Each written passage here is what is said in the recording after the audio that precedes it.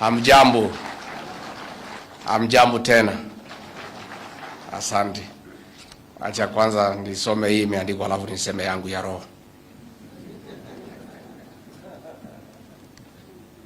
I deliver greetings to this beautiful county of Laikipia from President William Ruto, the President of the Republic of Kenya. Mumepokea? Soon after assuming office, President William Ruto assigned me, among other functions, the role of coordinating partnership projects across the country and making sure that we harness resources to ensure that no Kenyan dies from lack of food during the longest drought in Kenya's history.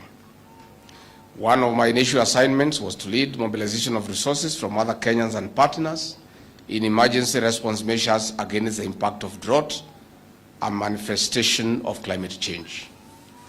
Cumulatively, we lost over $1.5 billion in the death of about 2.5 million wildlife and livestock. More than 4.2 million people faced acute starvation. Most of those affected were in assault areas. The Kenya Kwanza administration has given priority, laying a firm foundation and promoting development to reduce and gradually aid dependence on aid. One of such ways is creating structures for sustainable development based on our Vision 2030 and other frameworks like Agenda 2030 of the United Nations. I'm therefore happy to be part of this official launch of 15.9 billion Kenya shillings project in de-risking, inclusion and value enhancement, that's drive of pastoral economies for 21 arid and semi-arid lands counties. This project, which has been on pilot since November 2022, is in tandem with our determination to build strong and resilient communities as we fight the threat of climate change. Leaders, distinguished guests, and our stakeholders, the livestock subsector plays an important economic and socio-cultural role in Kenya. It contributes between 10 and 13% to the national gross domestic product. Besides, it employs up to 50% of the agricultural labor force. In assault counties, Kenya shillings 150 billion subsector is a source of up to 95% of the family income. While DRIVE is a regional project implemented under the Horn of Africa initiative, targeting 6 counties, our government welcomes this program. It is a shot in the arm to the bottom-up economic transformation agenda. It is complementary to our recovery and resilience plans of increasing income of over 13 million pastoralists. This is through reducing vulnerability to poverty and ultimately the year-in, year-out expenditure on drought emergency and mitigation measures. In the long run, it is contributing to dignifying our people from extreme poverty and hunger by strengthening the government's portfolio on disaster risk financing. We thank the World Bank and all other partners for their invaluable support to this initiative.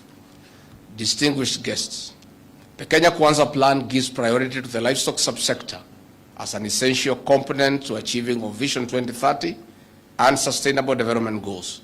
The medium-term plan of 2023 to 2027 identifies agriculture insurance for crops and livestock as key in exports. Distinguished guests, we note that the integrated national export development and promotion strategy, the subsector is grossly underperformed. This is in spite of the immense opportunity of meat export from the current 0.06% to a potential of 5% to the Gulf Cooperation Council countries and beyond. Achieving this will translate to an annual export value of Kenya shillings 300 billion from the current 4 billion Kenya shillings. Agriculture is a devolved unit and hence will be a major economic boost to assault counties and the county.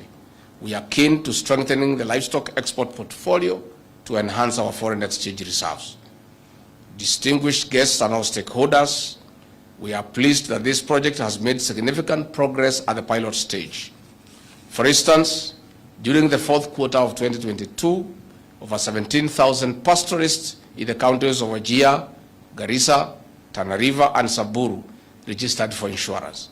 They paid 20% premium. The government paid a subsidized rate of 80%, amounting to 192 million Kenya shillings. The insured pastoralists have qualified for initial savings incentive deposit of Kenya shillings 6,000 each, amounting to over 100 million shillings in 4 counties. Further, the DRIVE project is making insurance payouts to the pastoralist beneficiaries for the October-December 2022 short trains. Distinguished guests, during the long-range 2023 season, we know that the DRIVE project carried out capacity building on financial inclusion, livestock insurance, sales and savings in the counties of Turkana, Marsabit, Mandera, Wajir, Garissa, Tana River, Isiolo, Samburu, Laikipia, and Kajiado. In covering the short and long range this year, over 43,000 pastoralists have bought livestock insurance, with the government paying 80% premium to subsidize, amounting to almost 462 million Kenya shillings. This shows the government's commitment to supporting livestock farmers so that they are not left behind. In 5 years, livestock farmers will enjoy improved access to affordable index-based drought insurance and other financial services like savings and credit.